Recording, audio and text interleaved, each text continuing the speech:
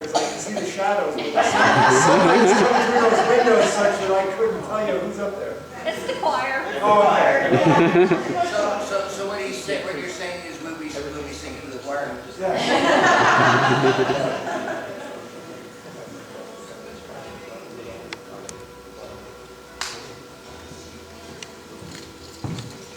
Tell me. That's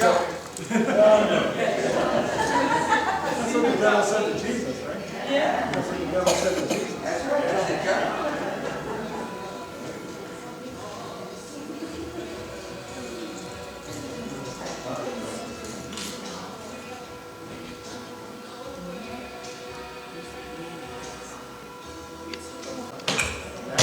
I can hear myself. Now turn them off. I've been healed. I don't have a microphone, but I don't think I need one. And it is really nasty. If I was down here, no, I'd see Jeff's going to have trouble too, because it's still. Welcome to Zion Stone Church on this blessed night. God has given us a beautiful day, opportunity to worship this morning, a beautiful day to be out in His creation, whatever you had to do today, and I'm glad you made the choice to be here with us this evening. I've publicized this as many ways as I know how over the last months. The people here at Zion Stone are sick and tired of hearing me announce it, so they're glad we're here. And Jeff is finally here, and I don't have to talk about it anymore. I'll let them talk about how great it was going forward. So that'll be good. Jeff and I have known each other longer than either one of us wants to admit. And you still have brown hair. Although somehow my wife always makes sure she tells me that she sees the gray ones on the ground. She must be using a magnifying glass. Jeff and I have known each other since the 1970s. Remember the 70s? How many of you weren't even here in the 70s?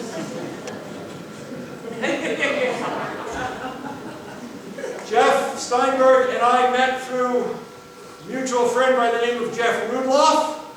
How many of you here know Jeff Rudloff? Some of you must.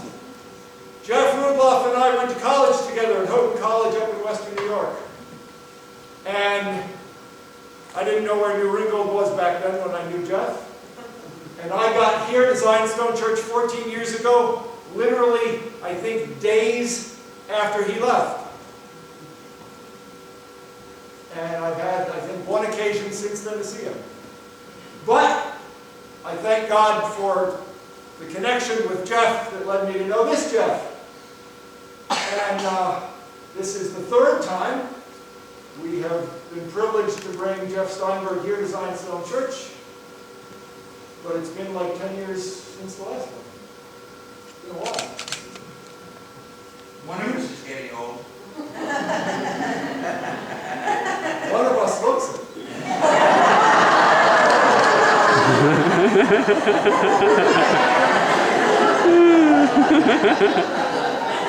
Now I know how it Somebody today said I looked like I was in my 30s. That's like ridiculous. I don't know what they were asking for, but you know. So, those of you who are members here have heard me talk about Jeff for a long time. Those of us who saw who saw the publicity in one way or another, or know Jeff otherwise, came because you know what an inspiration this man is. And I'm going to get out of the way and let Jeff be Jeff. So without any further ado, Jeff Steinberg.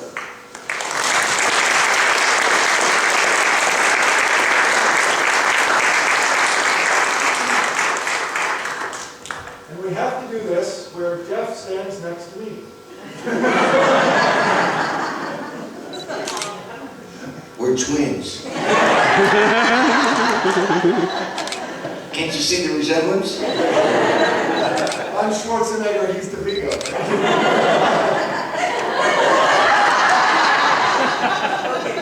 Some's got it and some ain't. He ain't.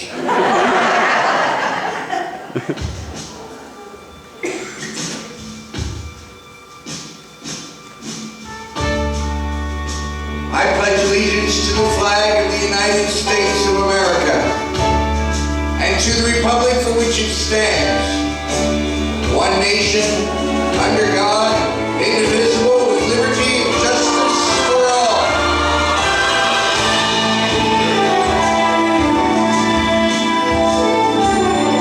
This land's a land of beauty, north, south, and east, and west.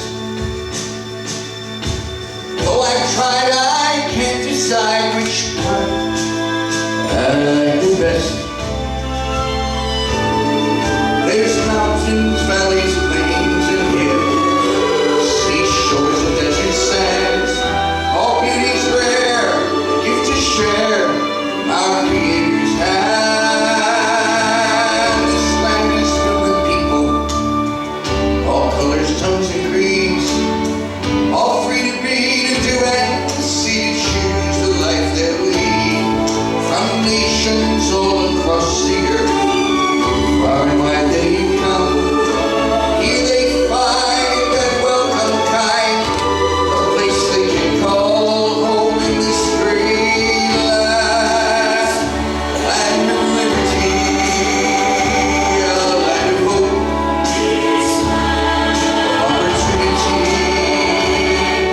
a land where all the people are truly free.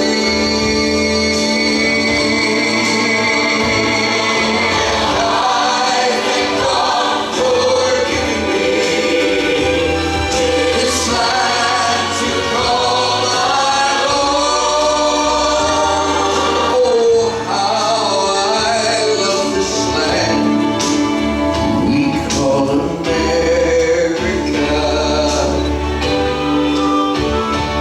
We the people of these United States, in order to form a more perfect union, to establish justice, ensure domestic tranquility, provide for the common defense, and to promote the general welfare, to establish and ordain this Constitution. This land's a land of freedom. It's weathered every storm. Many gave their lives away that freedom might go on. Oh, let us not forget the sacrifices that they made. Let's give our praise to Him whose grace deserves us still today. This great land, this land of liberty, this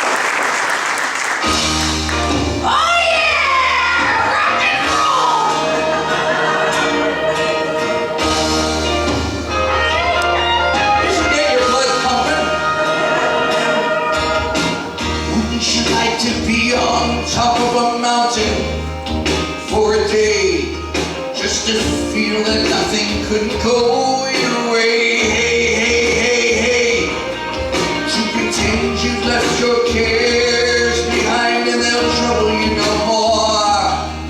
For tomorrow holds no guarantee. Won't be right back where you were before.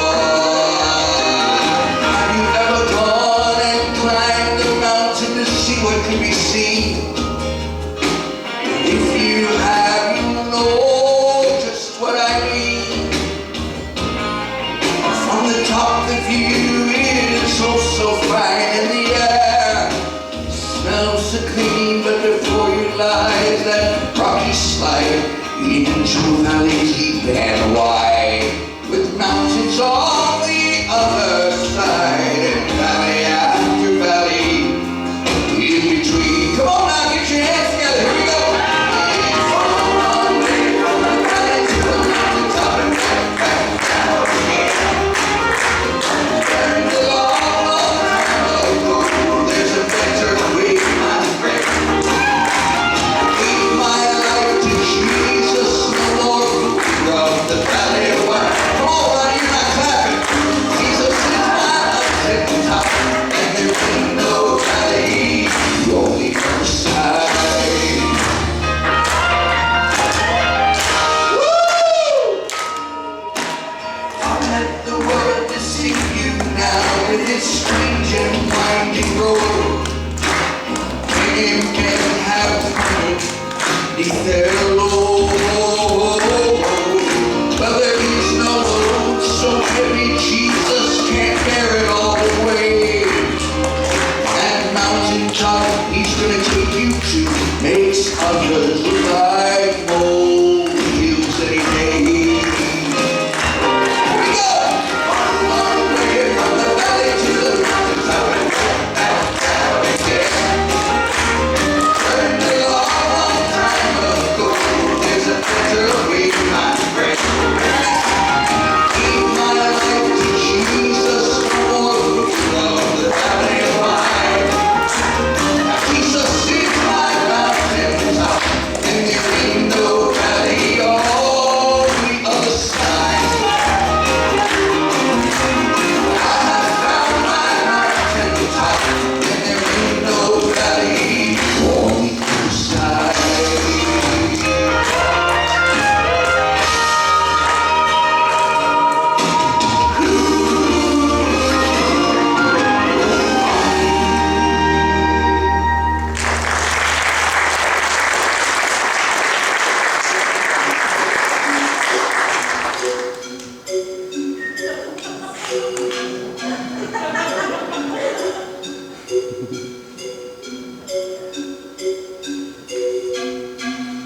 I may not be big and tall, as everyone can see.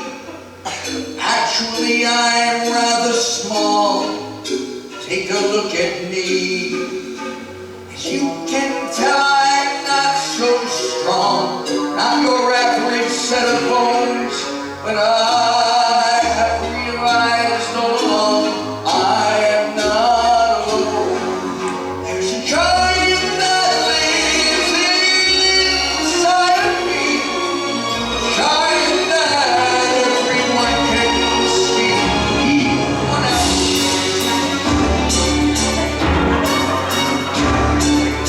I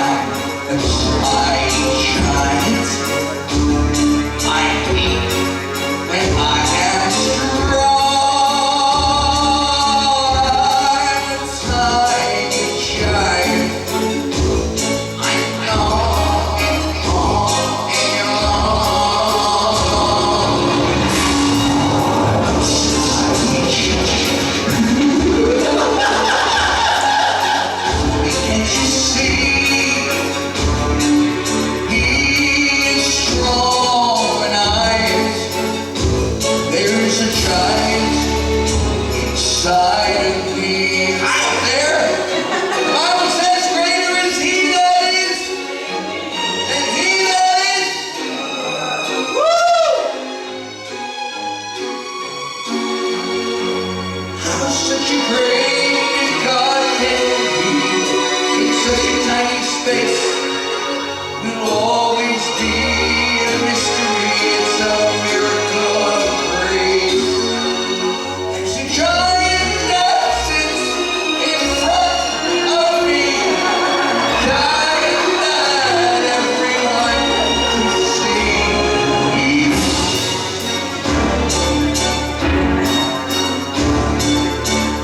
I'm a tiny giant. I'm weak when I am strong. I'm a tiny giant. I'm all in all. It's just a giant. Can't you see?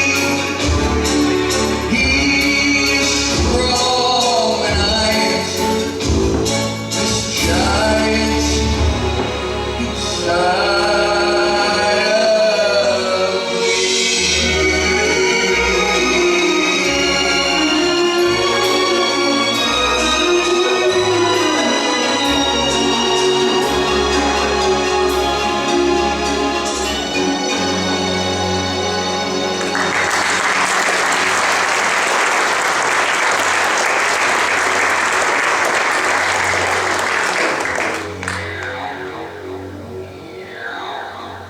Don't you love weird noises in church? Of course, how many of you are not members here at Zion Stone, but you wish you were? See all these people I just got for you? And if you were a member here, you'd be used to hearing weird noises in church, right?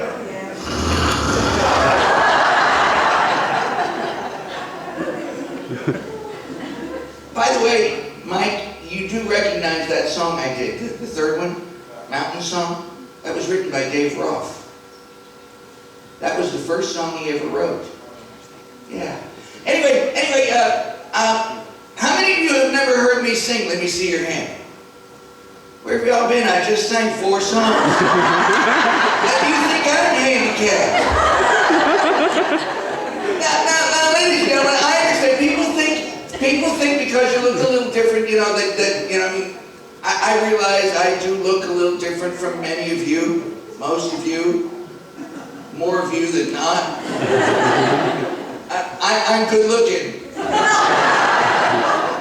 But you know, people do the strangest things when they see you, walking down the street, whatever. I mean, kids especially, when a little kid's going to stare at you, they're going to flat out stare at you.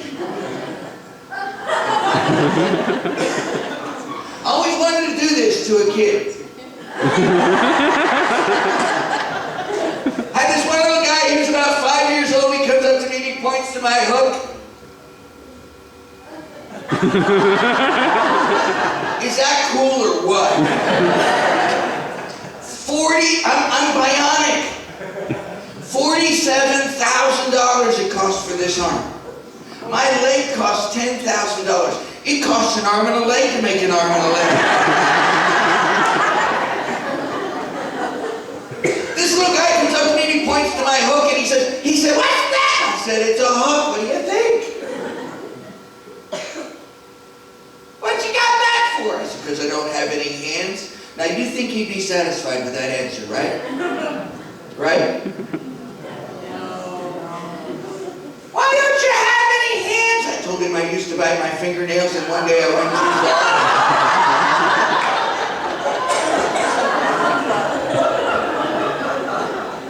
He hadn't bit or clipped his fingernails since the boys got claws.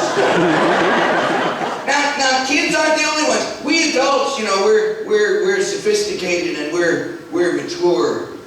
And we positively, absolutely do not stare.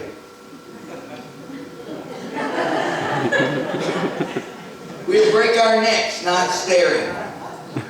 I'm walking down the street in Allentown, Pennsylvania, a number of years and years ago, and there's this little old lady across the street who didn't know that I knew that she's looking at me out of the corner of her eye, trying to get her husband to know know. And so she's poking him, and she's jabbing him in the ribs, and she's saying, George, you see that guy over there?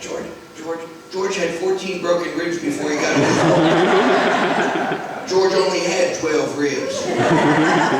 But people are strange, you know. People are really, really weird, you know. Adults. Now there's a lot of adults here, and I'm going to take a liberty, and I'm going to tell this story because there's a lot more of you adults that would appreciate this, especially the guys. How many of you guys remember your 18th birthday? Come on, raise your hand if you remember being 18. Now, the young ones don't count because this story may not make much sense to you. But on my 18th birthday is a big year. That's when you go from being master to mister.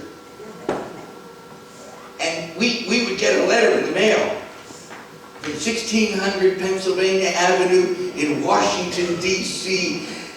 And boy, was I excited.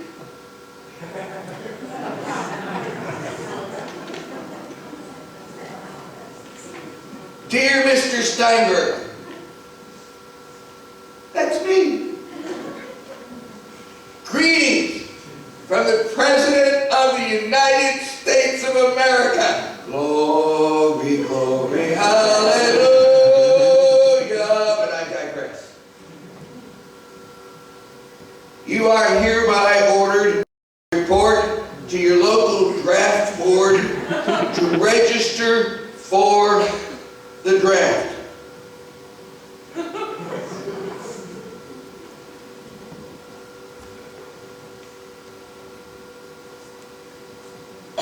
So I did. I walked into the draft board and I walked up to this lady who looked over her glasses at me. You know, the kind that never look through them, they just kind of have them sitting there on the end of their nose to give their nose something to do while it hangs in their face for the rest of their lives. She said, "Yes, may I help you?" I put the letter on her desk. I said, "Here I am, sign me up." She took off her glasses and she cleaned them. She put her glasses back on. She said, "Sign you up for what?" I said, "I'm here to win the war." Can you see picture this, Jeff Steinberg marching to the beat of a drum. Why, I salute and give myself a concussion. She said, "Sit down," so I did. And then she did it. She turned toward her, brace yourself kids, here's a word you're never going to hear again. She turned toward her typewriter. I said that in a church one time, and a 13-year-old raised his hand and said, "What's a typewriter?" I said, "Ask your grandmother. She probably still has one." She started to ask me the stupidest questions. You think about it. You decide. Name!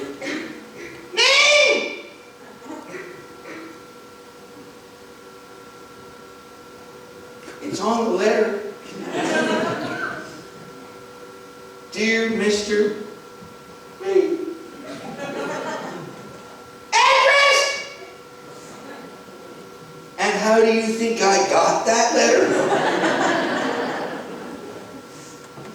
Age! Well, let's see, you only get the letter if you're 18. Guess! And you think I'm handicapped. Social Security number! I told her I was socially insecure. Classification, bingo. And I leaned over the desk and I looked her in the side of her eye and I quoted from the UCMJ, Uniform Code of Military Justice. And I said, 4F. Physically/medically unfit for military service.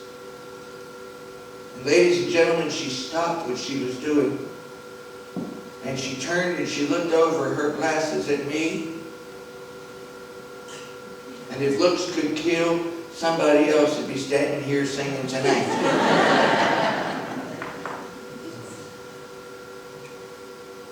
And then she dared to speak.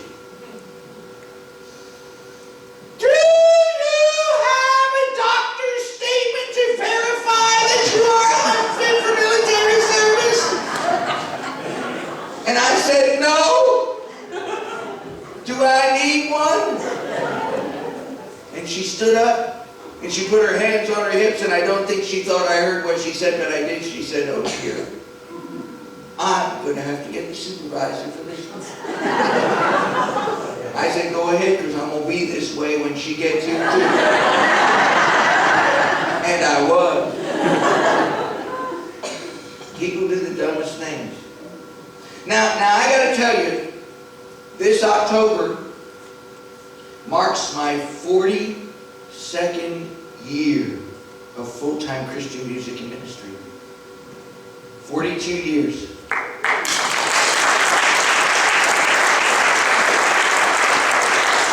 And we were in a church in Indiana a number of years ago. And we won't mention, it was a Sunday morning, and we won't mention the denomination or the name of the church because we don't want anybody to be embarrassed, but it was Wesleyan. And as is our custom following a concert service, the pastor took us out to eat. And as was their custom, a bunch of them all went out to eat too. Most of them sat at the same table. There was like, I guess they thought the pastor's platinum card was big enough for all of them to eat off of.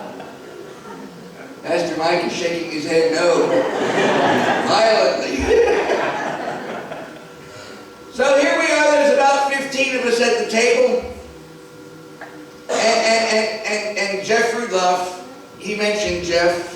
Jeff traveled with me. He's my best friend. And next to my wife, of course. And Jeff has written most of the music that I've done through the years, and I've been really privileged to sing many of the songs he's written. And he's right from this area. In fact, he lived in Pottsville for a number of years. He was sitting next to me. And the waitress came over. Anybody here ever wait tables? Come on, if you waited tables at one time or another, hold your hand up a second. All right. You are in for a rude awakening. This is not going to be pretty. The waitress came over, and she stand right between me and Jeff Rudloff, and she looked at me, and she looked at him, and she looked at me, and she looked at him, she looked at me, she looked at him, she looked at me, she turned to him, and she started with him, taking everybody's order in turn. Well, I figured maybe, she's off to a rough start. It'll get better, right? Right? She came back around, and now it's my turn. She stands in exactly the same spot. She looked at me, she looked at him, she looked at me, she looked at him, she looked at me, she looked at him, she looked at me, she turned to him, she said, and what would he like?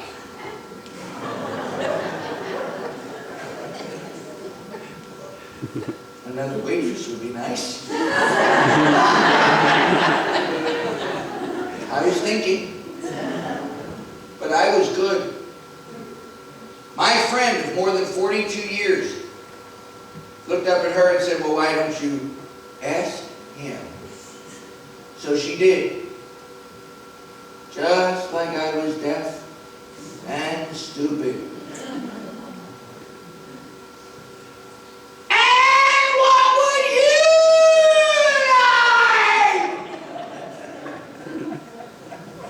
Definitely another waitress.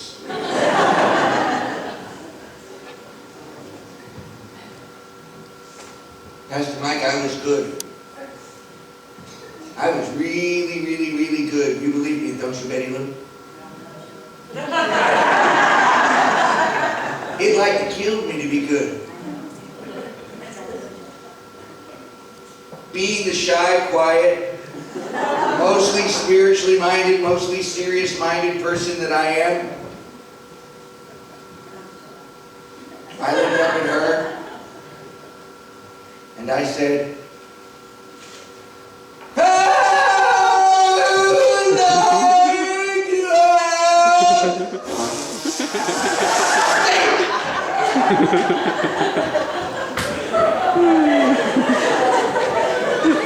when she was done wiping herself down, I looked up at her and said, I'll give you a $10 tip if you can tell me what it is I do for a living. To which she responded in front of God and everybody in the restaurant, I don't have a clue. To which my friend offered, that's for sure. Now, I'm all set to tell her that I am a singer, that I am a songwriter, that I am an author, that I am a recording artist, that I am a producer, that I am a graphics designer, a husband, a father, a grandfather, that I'm incredibly talented, very, very, very cute, and mostly humble. I'm all set to tell her all of this when all of a sudden, my best friend of more than 42 years reaches over, grabs a hold of my hook, rotates it until it points toward the ceiling, and announces to one and all in the restaurant, he's a professional coat hanger. To which the waitress replied, really? I said, no ma'am, I'm a brain surgeon and you're my next patient. And you think I'm handicapped. And I get to come down here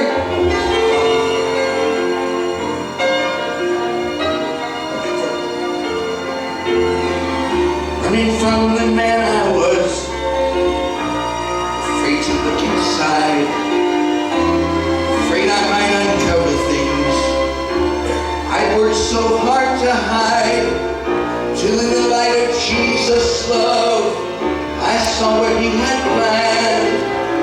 I became a piece of clay, it's the potter's hand. Now he's making something beautiful of all my shattered dreams, making something beautiful of a life torn apart at the seams, making something beautiful that changes, beautiful now. He's making something beautiful. He's making me what I was meant to be.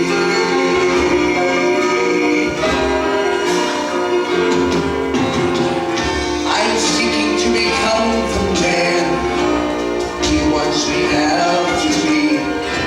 For the love that Jesus lived, Lord, let it be seen in me.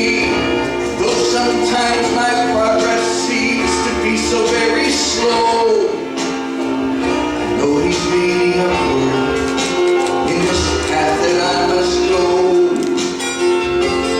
And I'll be looking for that day to come when through a glass no more I'll see him in his fullness. I'm gonna be like him forevermore. And in his perfect likeness, I will see the way I've come. I will know his purpose in this race that I have run. Play one right here, dear. Woo! I believe you turning the other cheek.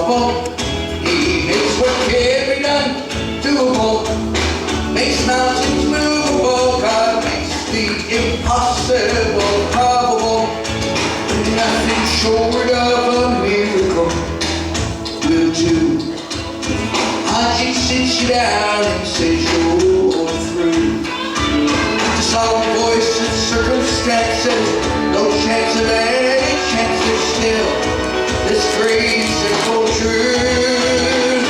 God makes the impossible probable. God makes what defies solution solvable. He makes what can't be done doable. Makes mountains movable. God makes the impossible probable. Oh yeah.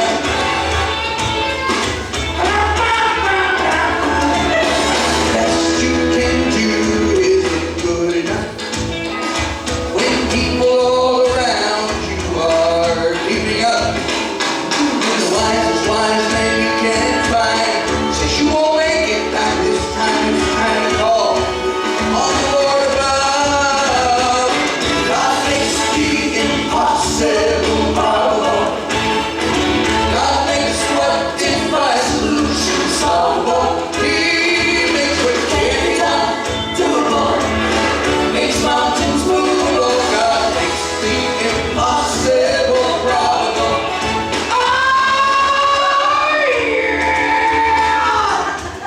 Oh yeah! God makes the impossible probable. God makes what defies solution solvable. He makes what can't be done doable. Makes mountains movable. God makes the impossible probable. I know God makes the impossible probable. God makes what defies solution solvable. He makes what can't be done doable. Makes mountains movable. God makes the impossible probable. He makes what can't be done doable. Makes mountains movable. God makes the impossible probable. Sing it together. God makes the impossible probable. God makes the impossible probable.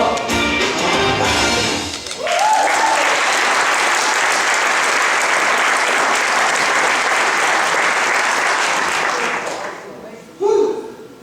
Are y'all out of breath yet?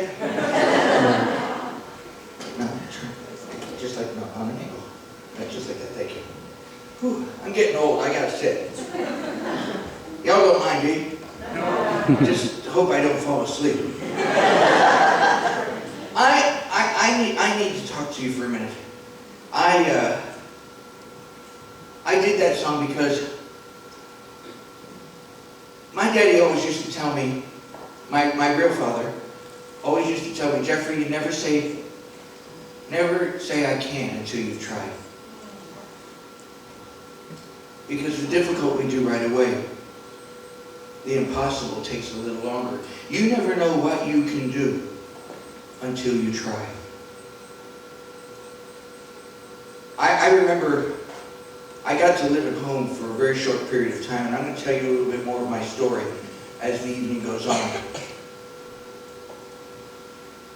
But I was at home, and I was living in Philadelphia at the time, and we had alleyways that go behind our houses, and I decided that I wanted to be like the other kids, and I wanted to ride a tricycle. I was about 9 years old. Got the tricycle out in the alley. And my left foot is the only foot I could use to really kind of push the pedal because the other one was straight. And my right hook was the only one that I could use to hold onto the handlebars. I don't know if you know where this is going, but I got out there and I kind of pushed hard with my left foot and I pulled with my right hook and I tipped the tricycle over and landed on the concrete on my chin and was rushed to the hospital and had 11 stitches put in. Well, my chin healed eventually. The stitches were removed and I took the same tricycle out to the same alley. And with the same left foot and the same right hook, I pushed and pulled, fell on the same chin, on the same concrete, rushed to the same hospital, same doctor, new stitches. And And as I was getting up from the table, I told the doctor to keep my place because I'd probably be back. I was determined. Stitches were removed, I was healed. Same tricycle, same alley. Same left foot, same right hook, only this time I didn't push as hard with my foot, didn't pull as hard with my hook. I moved the tricycle about 4 feet, got off of it, walked away from it, and to my knowledge, ladies and gentlemen, that tricycle's still sitting in the alley in Philadelphia. The point is this: you never know what you can do until you try. There are people here tonight who have encouraged me, and they've pushed me on, and they've loved me, and they've cared about me, and they've watched me do things that others said I couldn't do, that I shouldn't do. I drive a car. I drive a big car. I drive a red Lincoln town car with a trailer. The little guy gets the big car. And I bet you drive a Prius.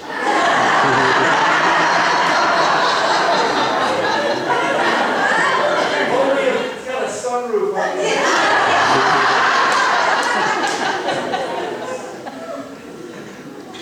Somebody asked me once, they said, "How do you drive?" I said, "Fast."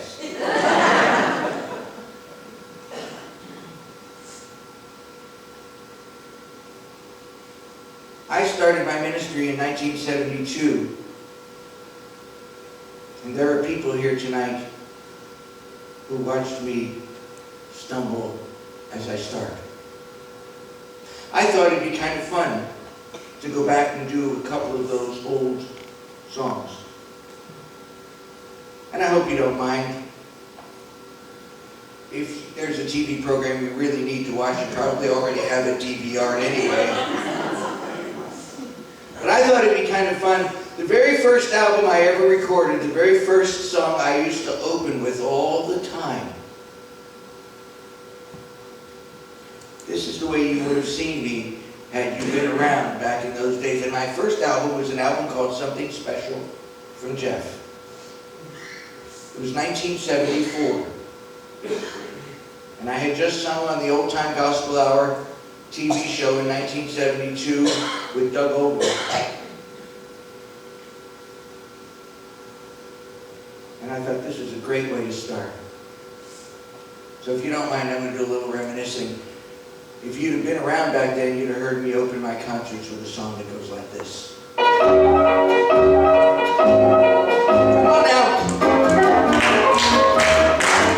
I've been listening for life in the army of the Lord. The fight may be long, but the war may glory. With his eyes, my armor, and make my sword at the front of battle I shall be. Up the army, with triumph and shouting, 'cause the whole we're routing, I'm marching with the happy song at the front of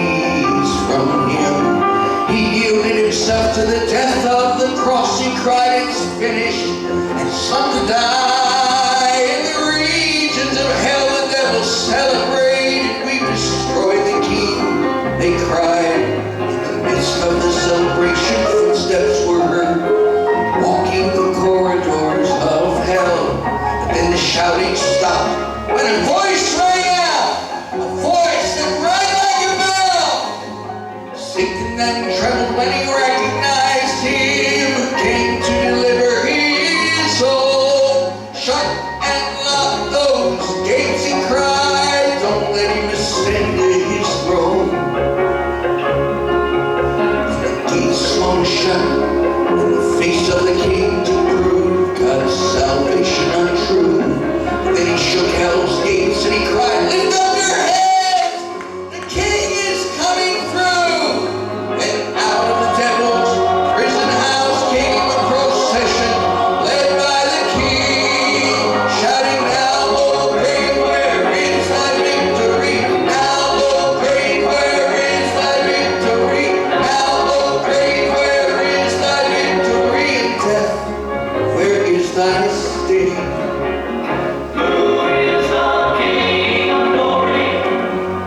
Lord God mighty in battle is he. Who is the King of glory? He's the master of the host, heaven supreme. Who is the King of glory? He's the one that not even death could stop. Who is the King of glory? The little boy from the carpenter's shop. The little boy from the carpenter's shop. The little boy from the carpenter's shop. The little boy from the carpenter's shop. The little boy from the carpenter's shop.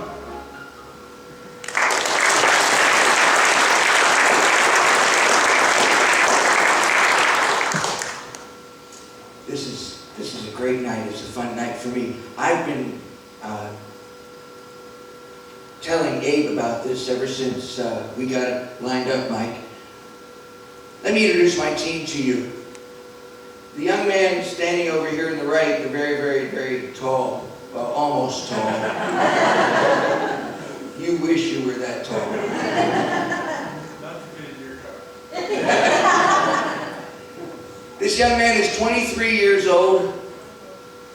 He's from Elmira, New York. He's been with me since September.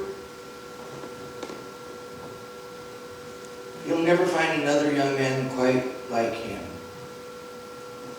He loves the Lord. He's got a servant's heart. He's not just my tech guy, although he's kind of just taken over all of that, and he's amazing at it. He's got a degree in computer technology. But he's also my assistant, and he helps me with the things that nobody really wants to talk about. He helps me with getting dressed, taking a bath, those kinds of things. And where would you ever find a 23-year-old willing to be in ministry like that? Would you please make welcome from Elmira, New York, Mr. Abraham Penn.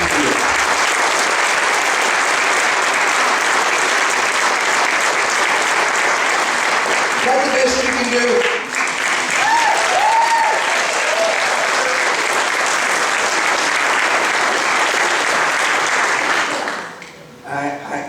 We have had such a great time.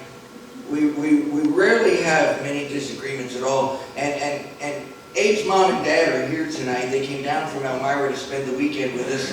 And Janet said to me, she said, you two are just, you're just dangerous. She said, you're like two 16-year-olds. She said, I look on Facebook and it says breakfast and it's a picture of a can of Pepsi and a bowl of M&Ms. They came down to visit, and she supplies, she keeps us in cookies, because she makes homemade cookies, and she's just been, and Brian has been helping the two of them. And they were supposed to go back this afternoon after this morning's concert, but they at the last minute decided they were going to stay over and be with us tonight. Would you please make welcome Janet and Brian Canfield.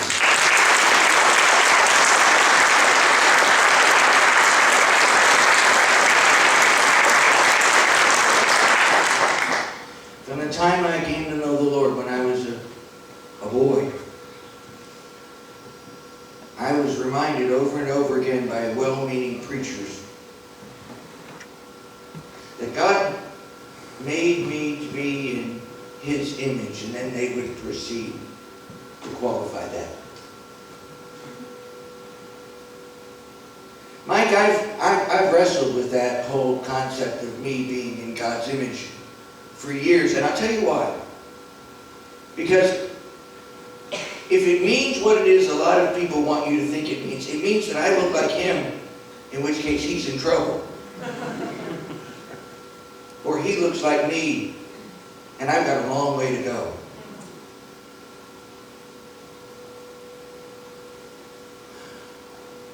How can I, with a body like this, be in the image of one so perfect?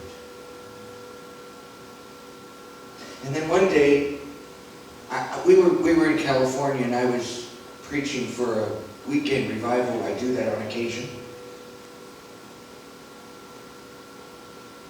And the Lord seemed to just impress me. No voices in my head. The only voices I ever hear anymore is the one through my Bluetooth telling me which way to turn from my GPS.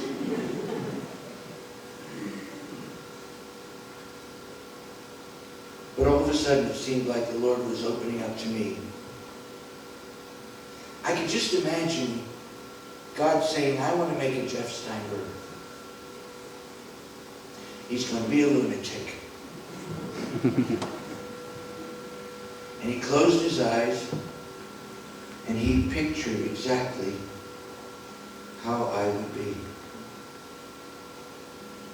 And He made me exactly as He imagined.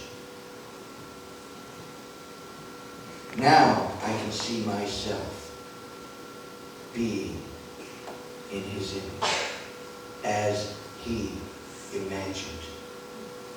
Now I told that in a church in Wiggins, Mississippi. Anybody been to Mississippi? That's how they pronounce it. Mississippi. Mississippi. That's right. And this elderly gentleman, well-meaning, came up to me and he said, I really enjoyed your concert. He said, I was really blessed, but I got to tell you, God doesn't have an imagination. And Ronnie, I wanted so bad to look at him and say, but He made you, didn't He? But I didn't. Again, I was good. It like to kill me. And then there are those well-meaning Christians. You remember Betty Love and Bill at camp meeting? They'll always come up to me and they'd always say, Jeff Steinberg, when you get to heaven, you're going to have a perfect body. I present this thought to you for your consideration. If God imagined me as I am, if He made me with the talents and the gifts that I have, then I suggest to you that I have the body that is perfect for the job He designed for me. And no more looking at my life in terms of I can't wait until. I'm too busy doing it now with what I've got.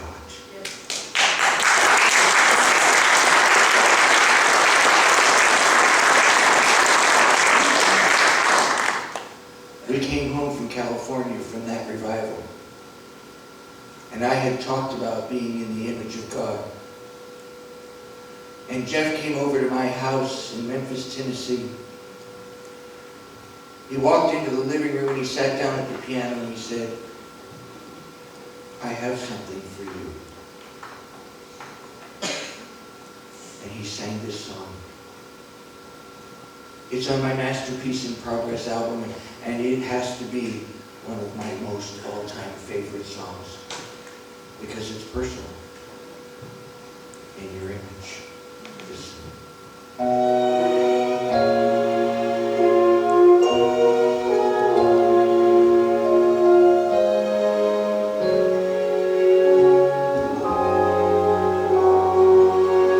When I see you working in my life, I'm thankful that the job is yours to do and not my own.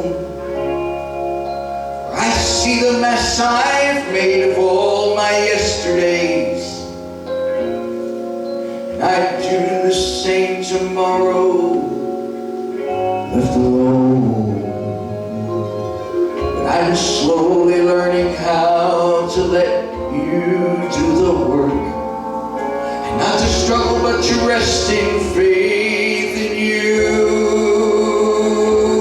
knowing that in spite of all my imperfections, I will be just what you want when you get through in your image. That's my goal and my desire in your image. Though it takes me through the fire in your image, make me, Lord, as you promised in your word. Your presence may be stored in your image.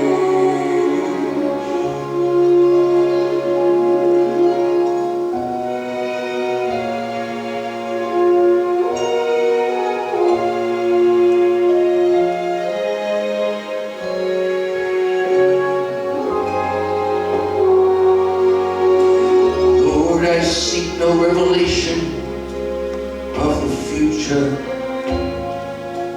just the knowledge of your presence with me there. For with you I have the strength to meet the challenge. On my own I'd surely fail, I'd soon despair. So as step by step we'll walk this way before us now, and may the world see only you and never me. For the only way that I can truly serve you is that I might lose myself in Calvary in your image. That's my goal and my desire in your image. Though it takes me through the fire in your image, make me, Lord, as you promised in your word. Your presence may be stored in your image, in your image. That's my goal and my desire in your image. Though it takes me through the fire in your image, make me, Lord, as you promised in your word, that your presence may be stored in your image.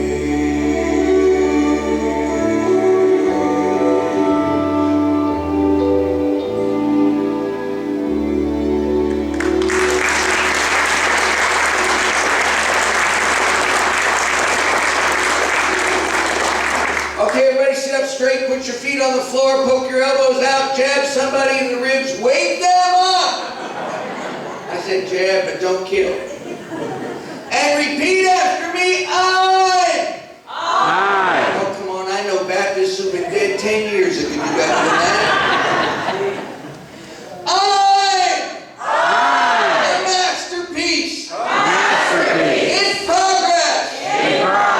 Turn to somebody, look them in the eye and tell them you're a masterpiece in progress.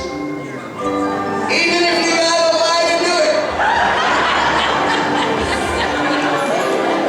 You're all a masterpiece in progress.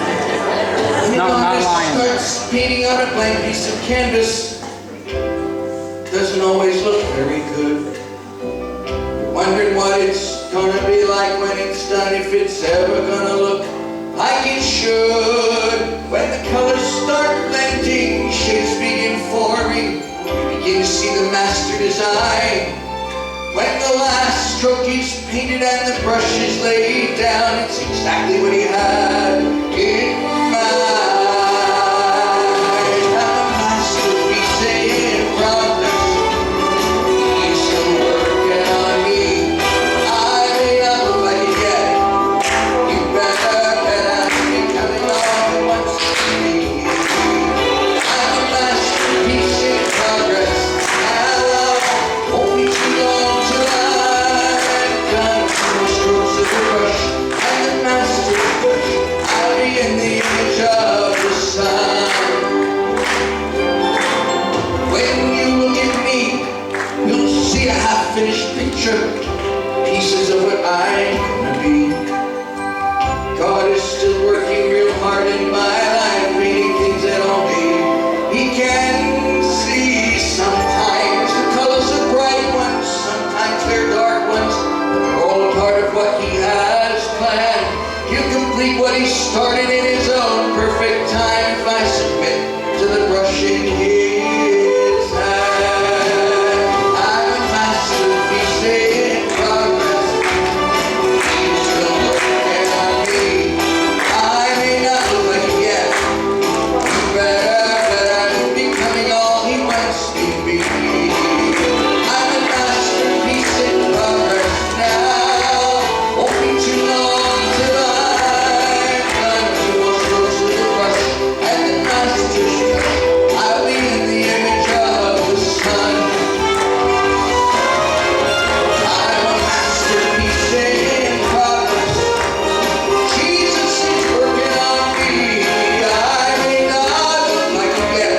You better bet I'm becoming all He wants me to be. I'm a masterpiece in progress. Won't be too long till I'm done. Few more strokes of the brush and the master's touch. I'll be in the image of the sun. Let me see if I can do this. The sun.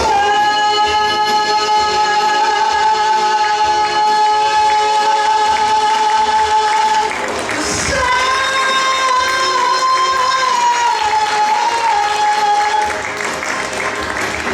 And you're a masterpiece. And you're a masterpiece. And you're a masterpiece. And you too, like Frost. And me. I'm a masterpiece in progress. Yeah.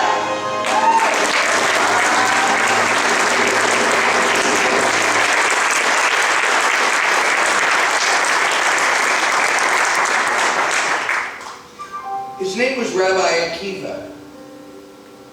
He lived about 89 years after the time of Christ in a little town called Capernaum.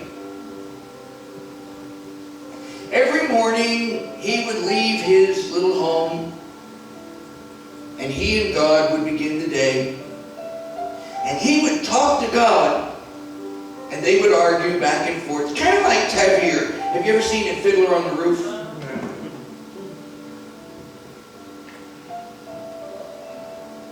It went on for years. And this particular day, he was on his way home, and when he got to the T in the road, instead of turning left to go to Capernaum, he turned right and ended up right at the north gate of Tiberias. Just so engrossed with his conversation with the Lord that he didn't even know where he was. Until all of a sudden, out of the air, this booming voice said, "Who are you? Why are you here?" He didn't even think about it at first. He kind of ignored it because he and God were in a thing. And then it came again. "Who are you? Why are you He looked up and immediately he saw the guards standing watch on the north gate. And he looked up and he said, "Sir, might I ask your name and how much you get paid for standing watch over this gate?" The guard was a little taken aback, but he said, "My name is Cassius, and I get paid 2 denarii a day to stand watch on the gate." The rabbi smiled. He said, "Sir," he said, "I'll double your pay if every morning, first thing, and every evening, last thing, you stand at my front door and ask me those same 2 questions. Who are you? Why are you here? I know who I am. My name is Jeffrey David Steinberg, and I am that terrible thing that happened to Irving and Ruthie Steinberg 62 years ago. I was born August 18, 1951 in Philadelphia, Pennsylvania, with no arms and badly mangled, malformed legs. The doctors weren't even sure if I would live, and my mother did not know of my disability until I was 17 months old. In the kitchen, she was dicing something for dinner at the kitchen counter. My grandmother sat at the kitchen table behind her, and in her broken Lithuanian accent, she said, "Ruthie, he's alive." My mom put the knife down and didn't even turn around. "Mom, why won't they let me see him? Is he ugly?" I think maybe she might have thought I was facially deformed, perhaps retarded. Kind of what you might expect today to call Down syndrome. But my grandmother got up.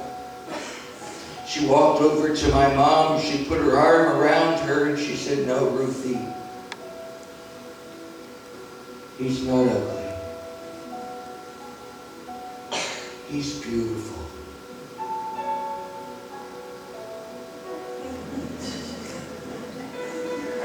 He has a Yiddish cup, a Jewish head, a Jewish face.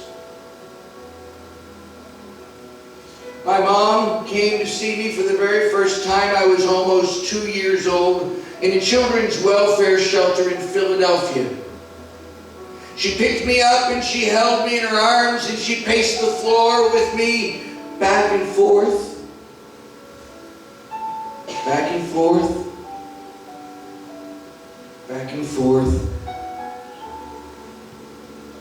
And then she turned and placed me back where she got me, swung around and stood as tall as her 4'8" frame would hold her and said, "Irving, take me home. I'm ready to leave now." It would be many years later and many tears later before my mom and I would come face to face on the subject. She would look me in the eye and she would tell me, "Jeffrey, I did not nurse you. I did not raise you. I didn't even know how to love you." Wow, that'll make your day. And you thought your life was tough.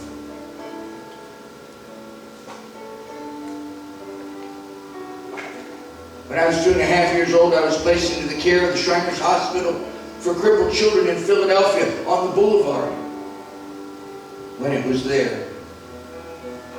And Dr. John Royal Moore, chief of orthopedic surgery, operated to straighten my right leg. He discovered there was no joint. He broke the bones. He fused my leg back together stiff. He cleaned away valuable growth tissue, and I'll always be 4 feet 6 inches tall. Mike Frost, eat your heart out. I learned to do all kinds of things with my feet. I learned to write with my feet. Can you do that? Can you write with your feet? I used to suck my big toe.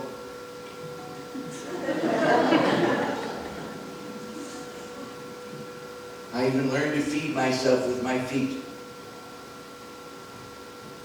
How about it, Mike? We're going out to eat.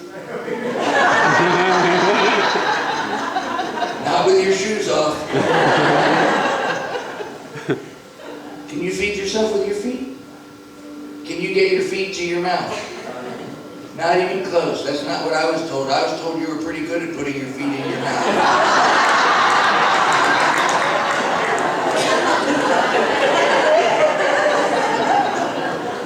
You set them up, I'll just pull them down. So much for a love offering for me, right?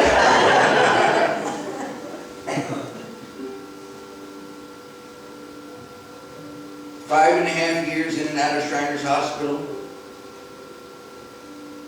35 plus operations, and finally one day the doctors came. I was about 8 years old. And they said, Jeffrey, we're going to send you home because we can't do anything more with you till you stop growing. And I looked at the doctor and said, well, give it a week.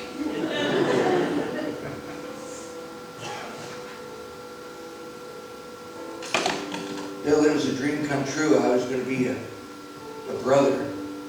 I was going to be a son. I was going to be a grandson. My life was going to be normal like other kids. My life was going to be perfect. But you know what I learned, Bill? I learned that life is rarely ever perfect. And that normal is a setting on a dryer. Normal is a euphemism for ordinary.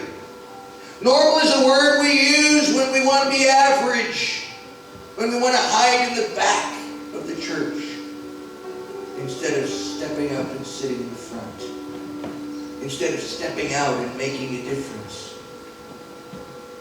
Well, folks, I don't want to be ordinary. I want to be extraordinary.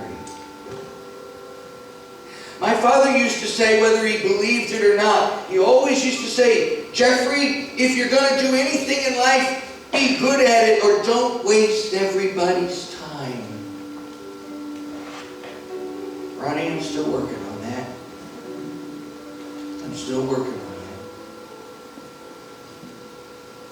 that. October 31st, Halloween Day. My mom and dad drove me 63 miles away to the Good Shepherd Home for Kids with Disabilities in Allentown, Pennsylvania, a home for kids with disabilities and the elderly. And I thought I was being punished. I watched as that orange Pontiac turned down South 6th Street and turned down St. John Street, and I kept saying to the window, I'll be good, I promise. Don't make me stay here. I'll be good. But don't feel sorry for me. You see, 4 doors down from Good Shepherd, there was this little teeny tiny brick-faced storefront Mennonite church with an army of Sunday school teachers. And every Sunday they would walk next door and they would push us and escort us to Sunday school. And because of people like Irma Long and Art and Betty Snyder, the Snyder's daughter and son-in-law are here tonight. And they took me to camp meeting. I was an 11-year-old Jewish boy with an attitude from Philadelphia. And I gave my life to Jesus in a camp meeting in South Central Pennsylvania. And I learned that I really am fearfully and wonderfully made. God makes no mistakes. Amen. And God makes no junk. Yes. I'm a master. Yes.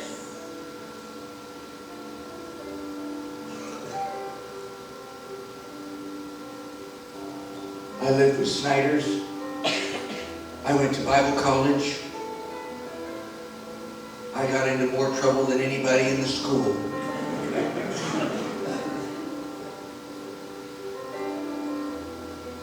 And I started a ministry. October 27th, 1972. I was invited to Lynchburg, Virginia, and I sang on the Old Time Gospel Hour with Doug Oldham, and immediately was thrust into a ministry that's taken all around the world and all over the United States and Canada.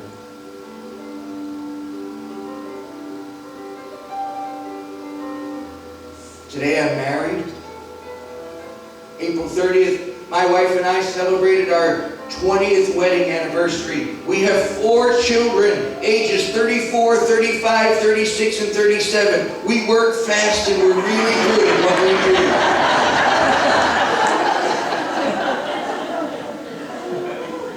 do. We have 7 grandchildren, one of whom is in heaven waiting for us.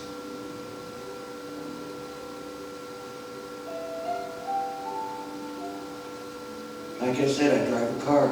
Abe and I, we're leaving next week. Not this coming week, but the following week. And we go to Atlanta, Texas. We go to Dallas, Texas. We go to New Mexico. We go to Arizona and California, where my mother's brother, my uncle, who was a singer, will celebrate his 100th birthday in Los Angeles, California. He still has his driver's license and it expires on his 104th birthday. I told him I'd be walking down the middle of the 101 freeway so he could have the shoulders and the sidewalks.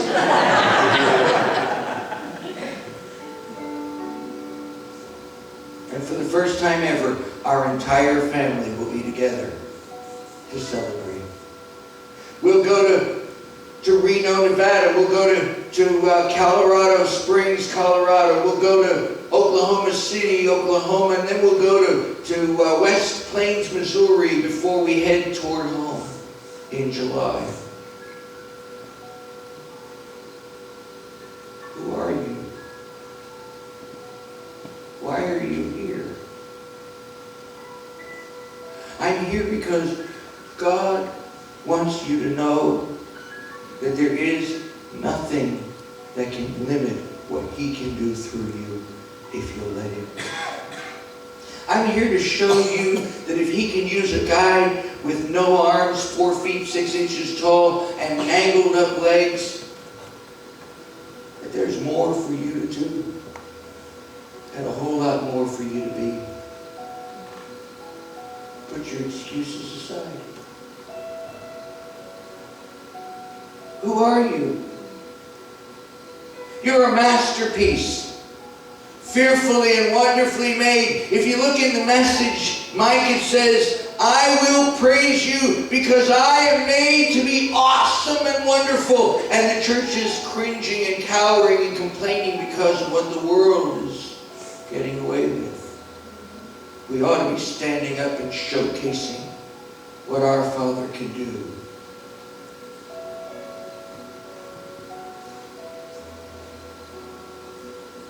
And I have one more question that I wish the rabbi had asked.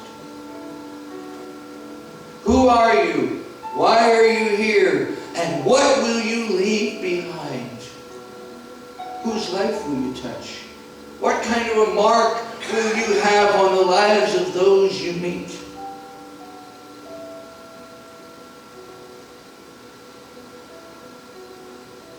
I'll never be 6'6". And I'll never be able to do the things even that I used to do. But I know that God has given me gifts that He wants me to use until the day He calls me home. And I'm not through. 42 years and I'm still just getting started. I've got a movie coming out this year. We'll have the DVD on our table by our fall Northeast tour. I'm hoping and expecting.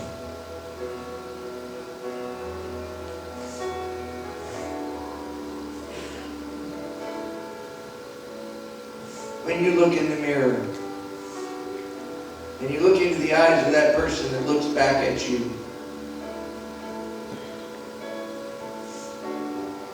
what will you tell him? Will you let him know that you believe that he is a masterpiece and that God has something great in store? And then go out and make it happen. Let it happen.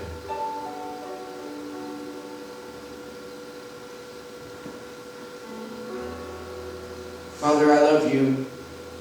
I thank you so much for the privilege of being in this place.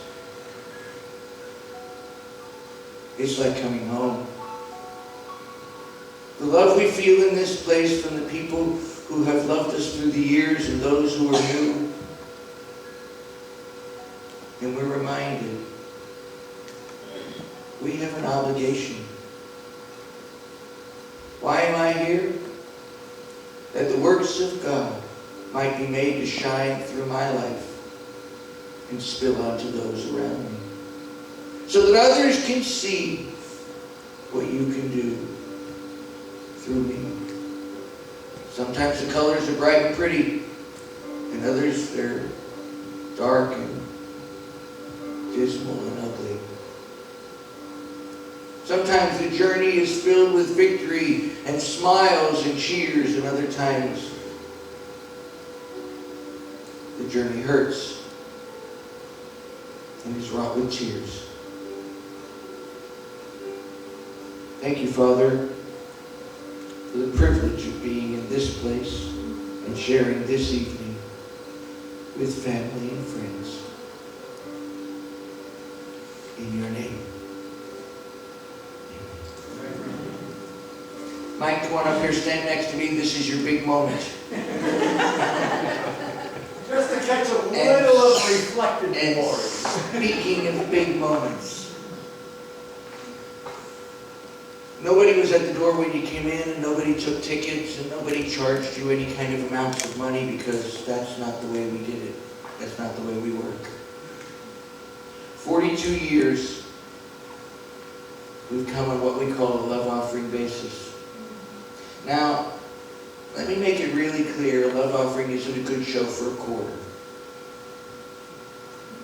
A love offering is God's people giving as they love. If this ministry has meant something to you, if you have been touched, and if you believe that we can take this message even further, that what you give will make it possible.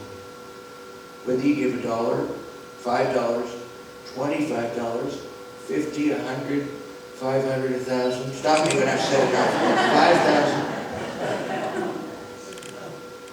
$5,000. If you're writing a check, who do they make the check out to? Make it out to Jeff Steinberg, or leave it blank and I'll fill in all the details. Because I'm Jewish. I can do that. Seriously, tonight has been like coming home. There's family here, there are friends here, and there's new friends. And I would clap for you, but I'm short-handed. But we're gonna take a break for just a few moments. He's gonna receive the offering. We're going to come back and tell you what we have on the table. We just have stuff on the table, right? Okay, just checking. Thought I heard a crash for a minute. Oh, the banner? No. Okay. Anyway, we're going to come back and tell you what's on the table back there, and then we're going to close with a finale number, if that's okay with you. So, y'all, look up. I'm always glad when we can bring Jeff back to this area, because I know his roots are here, that folks from Allentown that knew him way back when can come, that he's got dear friends in the Lehighton area. So it is special to have people who know Jeff so well to be able to come and be a part of a night like tonight. If I could have my ushers come forward and we'll receive the love offering for Jeff and his ministry. This is the best part of the evening. Seriously, I'm kidding. You met Abe. He's going to do the Vanna White thing. He's going to hold up the stuff. Where are you? There you are. On the table there are CDs and there are DVDs. We have our two latest CDs, Tiny Giant, with the song Tiny Giant. The song we opened with, About America, was also written by Jeff Rudloff, and it was written just for me. It features a 46-piece orchestra and chorus, and we are so excited.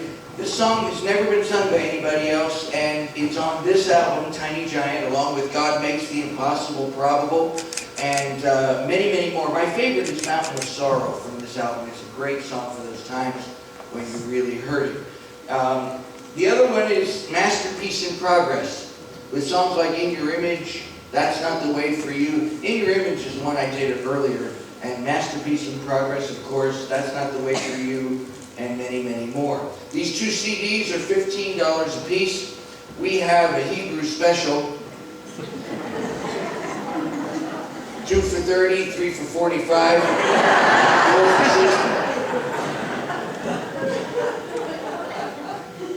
You like that, huh? Oh, I like this audience. Can we take them on the road with us?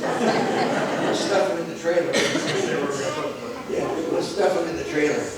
We've gone into the archives and we've recorded a remastered 3 of my earlier releases. These 3, starting with Something Special from Jeff, which features The Army of the Lord, The Little Boy from the Carpenter Shop, My Walk with God. That's the very first album I ever recorded in 1974 as a soloist. We won't talk about the Total Victory Trio. There were 5 of us in the group. We weren't very total and there weren't much victory. But this is the album that I did right after I appeared on the Old Time Gospel Hour with Doug Oldham, and in fact he wrote the liner notes for the back of this. By the way, the original cover is down in the lower right, you can see it. That original cover has made it to several worldwide websites of worst album cover ever. So I'm famous, Eddie. And I even got contacted by the Graham Norton TV show from the BBC in London, England, asking if they could use that cover for a bit. They didn't, but that's okay. They asked. We also have Jeff Steinberg sings No Turning Back with I Have Decided to Follow Jesus, I Came Here to Stay, The Christian Way, There's Enough of God's Love, some of your favorites, and finally, The Glove. Lord, let me be the glove you wear to show someone you care with making something beautiful. And the song we're going to close with in just a moment called Praise Him, Raise Him. And it features a full orchestra and chorus. And by the way, the soprano on this album was an unknown girl, studio musician that nobody had ever heard of in 1979 by the name of Sandy Kay. What a thrill it was for her to sing on my album. These 3 CDs are $10 a piece, and they're back there on the table. We also have a DVD. This is a...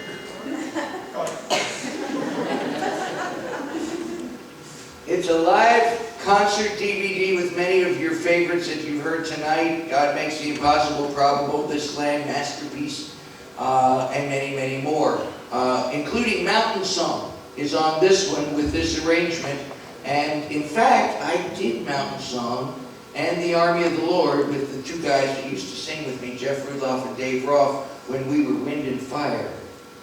And those are the days with the bus that almost broke us. Anyway, this DVD is $15. If you want to take something home to show your friends and say, hey, this is the guy, you gotta see him. It's a live concert with lots of humor and fun, and it's on the table, and it's $15, and it's back there. And finally, we have my life story, a book. My autobiography called Masterpiece in Progress. The hardest thing my mother ever did was to allow me to tell our story. Masterpiece in Progress tells the whole story of Jeff Steinberg, the good, the bad, and the ugly. You'll laugh, you'll cry, you'll be glad, you'll get mad. Buy the book. Don't wait for the movie. We're having a hard time getting Tom Cruise to agree to play the lead.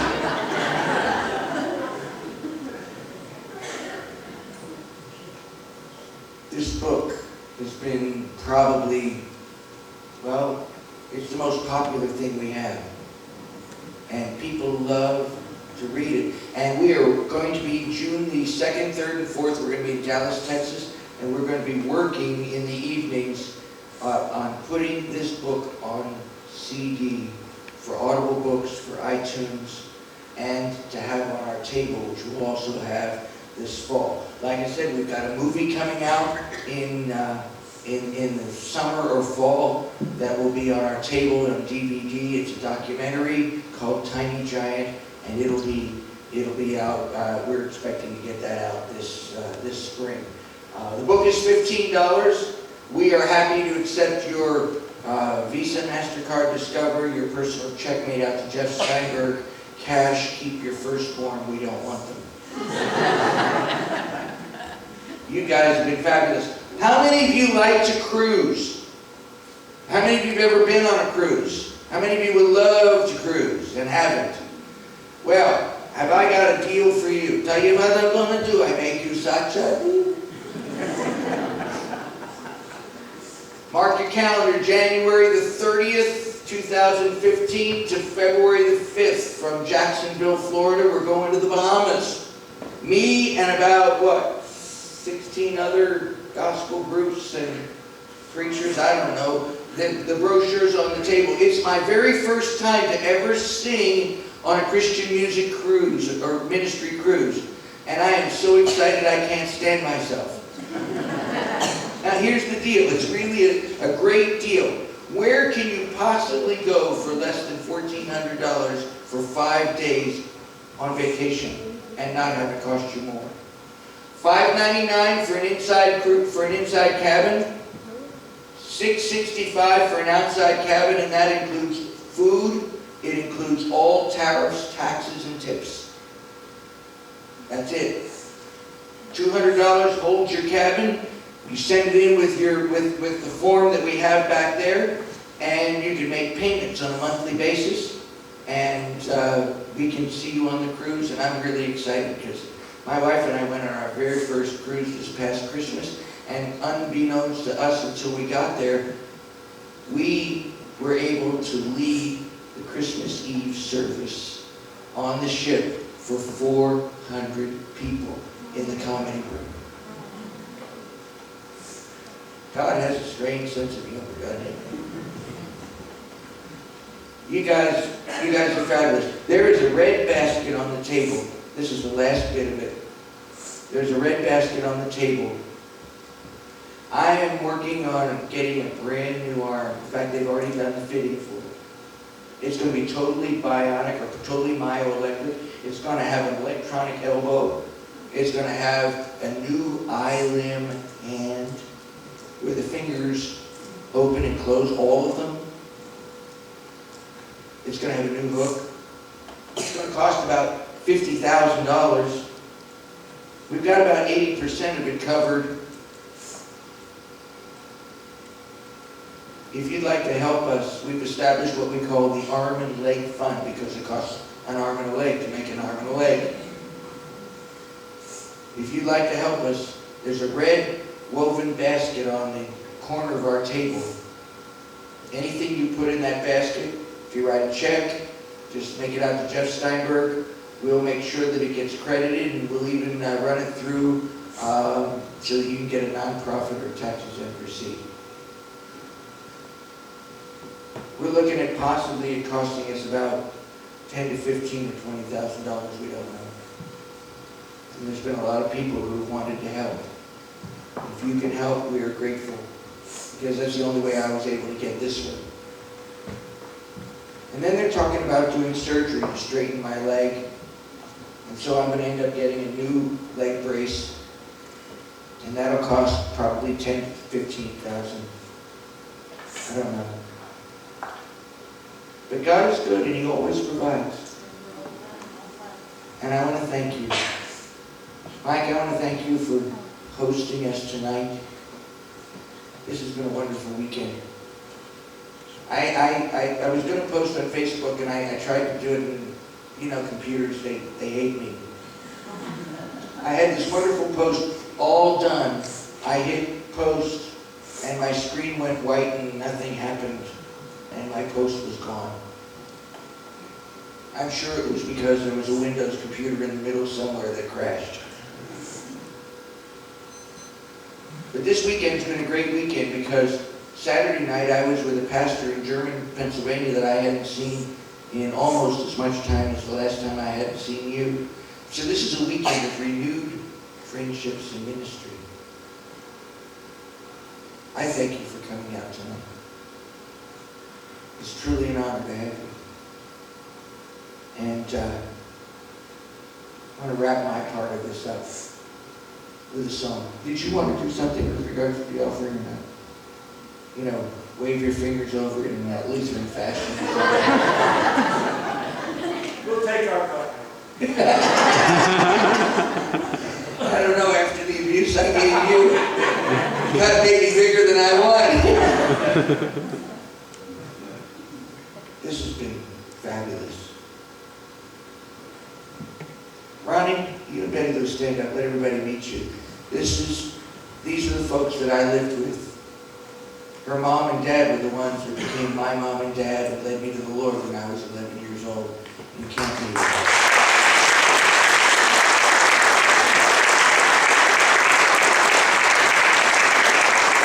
Bill and Sandy lived not far from them, and they all went to the church in Lehighton years ago when I first started to come to the area. I remember we would go to camp meeting, and I remember we used to sing, and Betty Lou used to play. Do you still play the accordion? Yeah, we just sing it. And she and I and Mom and Dad Snyder, we would sing. We were driving down, and I was making a comment to Pastor Mike about Libby's being closed. It's almost like a loss. And I remember one time Dad Snyder took us to Libby's, and we all kind of had a celebration. We were having a great time, and he said we were going to go up and pay for the dinner. And anybody remember R. Snyder? That man would go to the toilet with a black suit on and a white shirt and tie. He always wore a shirt and tie. So here he is with snow white hair, black suit, white shirt, tie, walks up to the cash register. The cashier looks at him, looks at the cash register, turns back around and says, "You remind me of Reverend Hosanna." And he said, "Well, thank you." And he kind of stood a little taller and grinned real big. She said, "He's dead."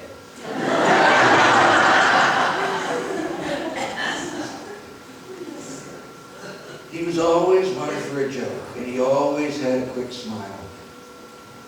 He's in heaven. And coming back in this area, I miss him a lot.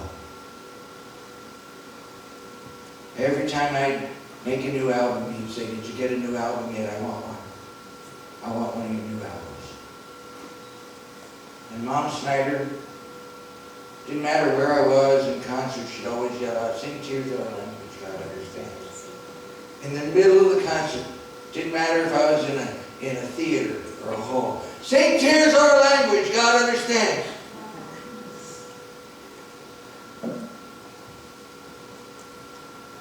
It's nice being back. And you guys honor me tonight, and I appreciate that. And I thank you. So I leave you with this. The biggest song of praise I know goes like this.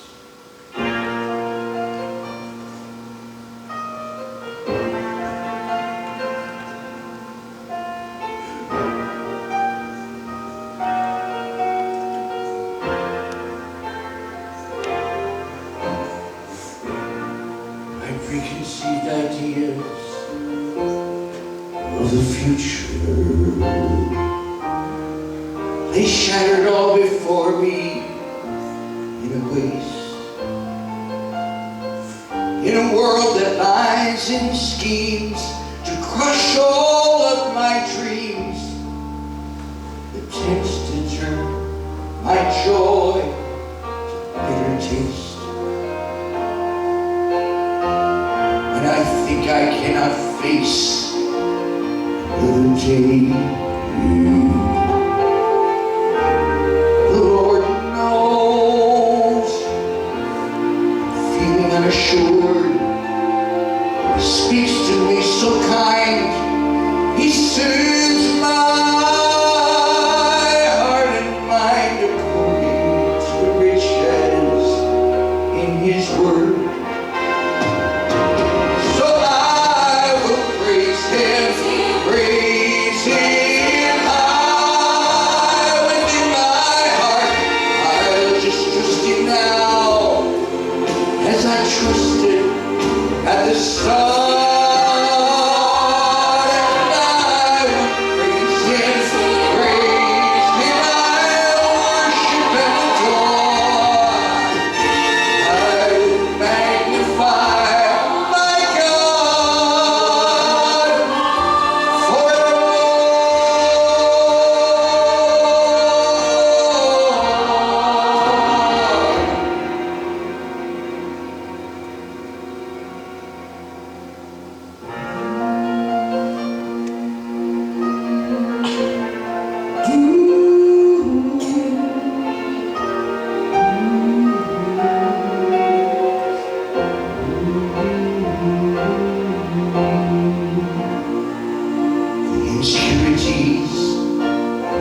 Tomorrows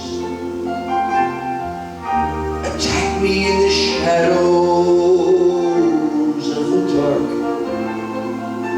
When they ask me where I'll go, and I tell them I really don't know, the cruelty of worry leaves its mark. When I think I don't have strength to carry on, Lord knows the weariness I bear. And then He gently tells to me just where I need to be, resting in His wondrous love and care. And I will praise Him, praise Him so high within my heart. I'll just trust Him now, as I trusted at the start. And I will praise Him, praise Him. I'll worship and adore. I will magnify my God forevermore.